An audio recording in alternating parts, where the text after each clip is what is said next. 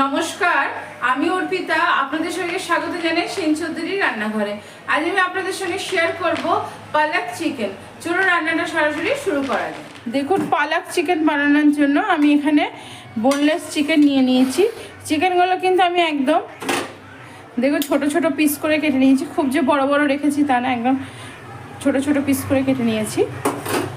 প্রথমে আমি চিকেনটার মধ্যে দিয়ে দেবো নুন, অল্প পরিমাণ হলুদ। দেখুন দিয়ে দিলাম অল্প পরিমাণ হলুদ। চিকেনটাকে ভালো করে আমি মাখিয়ে নেবো। দেখুন নুন হলুদ মাখিয়ে চিকেনটাকে একটু সাইডে রেখে দেবো। দেখুন জলটা আমার হালকা ফুটে ফুটে উঠছে। এই সময় আমি দিয়ে দেবো পালং শাক। দেখুন পালং শাকের সঙ্গে দিয়ে দিচ্ছি আমি একটুখানি ধনে পাতা, এই এক মুঠো মতো ধনে পাতা। ধনে পাতার কিন্তু ডাঁটাগুলো আমি ছাড়াইনি, যে শুধু পাতা নিয়েছি তা না, পুরো ডাঁটা সমেত নিয়েছি। এর মধ্যে দিয়ে দেবো এবার এক মুঠো কাজু।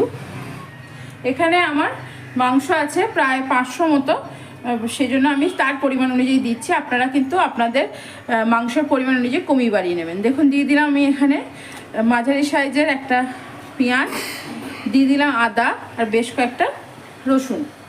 দেখুন শাকটাকে আমি 2-3 মিনিট মতো ফুটিয়ে নেওয়ার পরে আমি গ্যাসের ফ্লেমটা অফ করে দিচ্ছি, এবং সাথে সাথে কিন্তু এই গরম থেকে তুলে ঠান্ডা জলে দিয়ে দিতে হবে।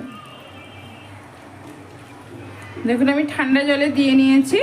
এবার আমি এটা ঠান্ডা হয়ে গিয়ে ভালো করে একটা স্মুথ পেস্ট বানিয়ে নিই, তারপর আবার আপনাদের সঙ্গে আমার কথা হচ্ছে। দেখুন আমি কড়াই বসিয়ে দিয়েছি। কড়াই বসিয়ে দিয়ে সাদা তেল দিয়ে দিয়েছি। সাদা তেল দিয়ে আমি একটু নুনও দিয়ে দিয়েছি। আর তেলটা কিন্তু খুব গরম করতে হবে।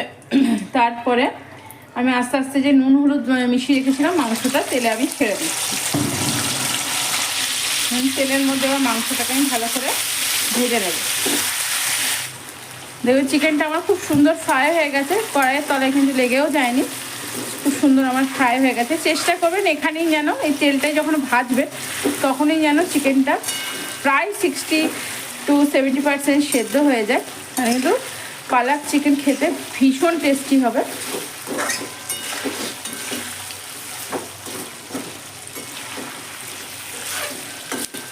আমার হয়ে গেছে, এবার আমি এটাকে তুলে নিচ্ছি। দেখুন চিকেনটা আমার ভাজা হয়ে গেছে, এটা আমি তুলে নিলাম। এবার ওই তেলে আমি দিয়ে দেবো অল্প পরিমাণ দারচিনি। দারচিনিটা আমার ভাজা ভাজা এসছে। এবার আমি দিয়ে দিচ্ছি পেঁয়াজ কুচি, একটা বড় সাইজের আর একটা মাঝারি সাইজের আমি পেঁয়াজ কুচি কুচি করে দিয়েছি। গ্যাসের ফ্লেমটা একটু কমিয়ে দেবো। আর আমি কিন্তু চিকেনটা ভেজে ফ্রাই করেছি কিন্তু হাই ফ্লেমে, যেন চিকেনের জলটা না বেরিয়ে যায় ভেতরতে, তাহলে জুসি ভাবটা অনেক কমে যাবে। এবার পেঁয়াজটা আমি এতে ফ্রাই করে নেবো।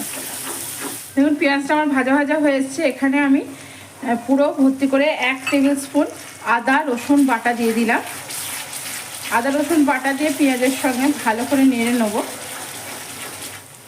দেখুন আদা রসুনটা আমার খুব ভালো করে ভাজা হয়ে গেছে। এর মধ্যে আমি দিয়ে দিচ্ছি যে সেদ্ধ করা পালং শাক, ধনে পাতা, কাজু, পেঁয়াজ, রসুন, আদা দিয়ে আমি যে পেস্টটা বানিয়ে রেখেছিলাম সেই পেস্টটা।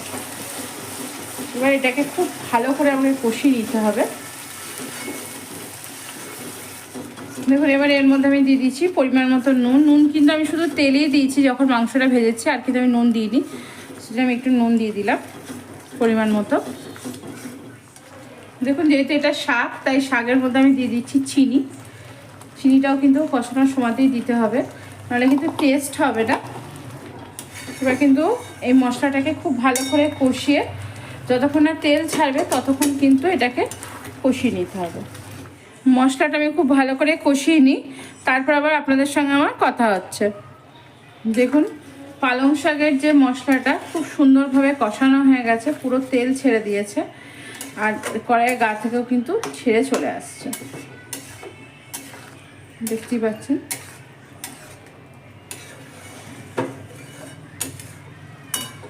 এবার আমি এর মধ্যে দিয়ে দেবো যে ভেজে রেখেছিলাম চিকেনটা, সে ভেজে রাখা চিকেনগুলো দিয়েও কিন্তু একটু কষিয়ে নেবো। গ্যাসের ফ্লেমটা কিন্তু আমি কমিয়ে এটাকে কষিয়েছি। এবার গ্যাসের ফ্লেমটা একটু বাড়িয়ে দিলাম। গ্যাসের ফ্লেম বাড়িয়ে দিয়ে এবার চিকেন দিয়েও খুব ভালো করে কষিয়ে নেবো। এবার এই সময় দিয়ে দিচ্ছি আমি গোটা কাঁচা লঙ্কা আপনারা চাইলে কিন্তু কাঁচা লঙ্কা সেদ্ধ করেও বেটে দিতে পারেন, আমি কিন্তু দিলাম না, আমি গোটা দিলাম। কারণ আমার মেয়ে একদমই ঝাল খায় না, তার জন্য আমি গোটা দিলাম। দেখুন চিকেনটা দিয়েও কষানো হয়ে গেছে, চারিদিক থেকে কিন্তু তেল ছাড়ছে। খুব সুন্দর করে চিকেনটা দিয়েও আমি কষিয়ে নিলাম। এবার আমি দিয়ে দেবো এর মধ্যে জল। এখানে মিক্সি ধোয়ার জলটাই আছে, সেই জলটাই কিন্তু আমি দিয়ে দিচ্ছি। কারণ চিকেনটা একটু সেদ্ধ হবে, আমি প্রথমেই বলেছি আপনাদের 60 to 65% এখানে সেদ্ধ করেছি, বাকিটা কিন্তু সেদ্ধ হবে। সেদ্ধ হওয়ার জন্য আমি একটু জল দিয়ে দিলাম। চিকেনটা ফুটে যাক, খুব ভালো করে সেদ্ধ হয়ে যাক, তারপর আবার আপনাদের সঙ্গে আমার কথা হচ্ছে। দেখুন আমার রেডি হয়ে গেল পালং চিকেন।